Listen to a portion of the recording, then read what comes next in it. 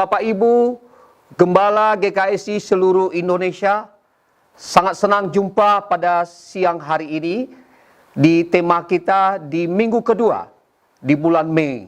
Tentu sukacita bagi setiap kita di dalam melayani di ladang Tuhan. Saya perlu ulangin kembali bahwa tema kita di bulan Mei ini adalah sumber dan otoritas gereja.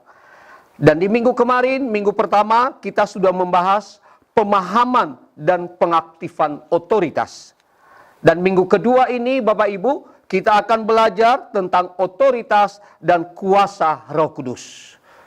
Sebelum kita masuk dalam materi ini, kita membaca firman Tuhan di dalam Kisah Para Rasul 2 ayatnya yang keempat. Demikian firman Tuhan. Maka penuhlah mereka dengan Roh Kudus, lalu mereka mulai berkata-kata dalam bahasa-bahasa lain, seperti yang diberikan oleh Roh itu kepada mereka untuk mengatakannya. Kita tahu bagaimana para rasul-rasul dan pengikut Kristus mula-mula ketika Yesus naik ke surga dan mereka berkumpul di loteng Yerusalem untuk menantikan janji Tuhan, janji kepenuhan Roh Kudus. Dan pada hari yang ke-10 atau hari Pentakosta, hari ke-50 pada waktu itu setelah Yesus bangkit dari antara orang mati, maka mereka dipenuhi dengan Roh Kudus. Dan itulah awal dari otoritas gereja untuk memberitakan Injil di seluruh dunia.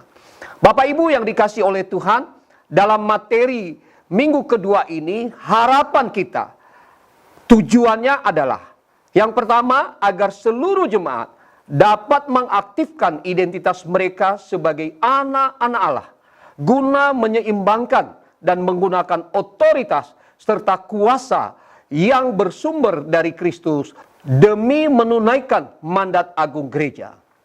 Tujuan yang kedua, agar seluruh jemaat yang kita layani dapat hidup dan melayani dengan kekuatan rohani, keyakinan diri berdasarkan status anak Allah, dan kesatuan yang kuat sehingga menghasilkan buah yang nyata dalam semua aspek kehidupan dan pelayanan. Ingat bahwa gereja telah diberi hak penuh, otoritas dan kekuatan penuh atau kuasa oleh Kristus, bukan untuk disimpan melainkan untuk digunakan dalam ketaatan demi menggenapi misi Allah di bumi. Ada dua hal penting yang perlu kita ketahui untuk memiliki otoritas dan kuasa rohani. Garis besar yang pertama adalah berkait dengan kuasa rohani. Dan garis besar yang kedua nanti adalah berkaitan dengan otoritas rohani. Dalam otoritas kuasa rohani, Bapak Ibu, kita belajar tentang dinamis. Dinamis ini adalah kekuatan, energi, kemampuan untuk melakukan. Merupakan mesin penggerak ilahi. Poin yang kedua, terdapat 3 sumber kuasa.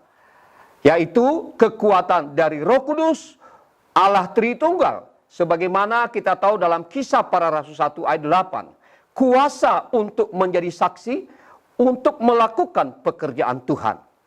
Yang kedua, kekuatan dari firman. Ibrani 4 ayat 12. Firman yang hidup dan berkuasa, mengubah hati, memberi hikmat dan menumbuhkan iman. Dan sumber yang ketiga adalah kekuatan dari kebersamaan atau tubuh Kristus. Sebagaimana dalam Matius 18 ayat 19 dan 20. Ada kekuatan dalam kesatuan, doa bersama dan saling membangun. Dalam tema ini, garis besar yang kedua adalah berkaitan dengan otoritas rohani. Dalam otoritas rohani ini kita menemukan poin yang pertama, yaitu exousia atau otoritas adalah hak hukum untuk mengoperasikan kuasa.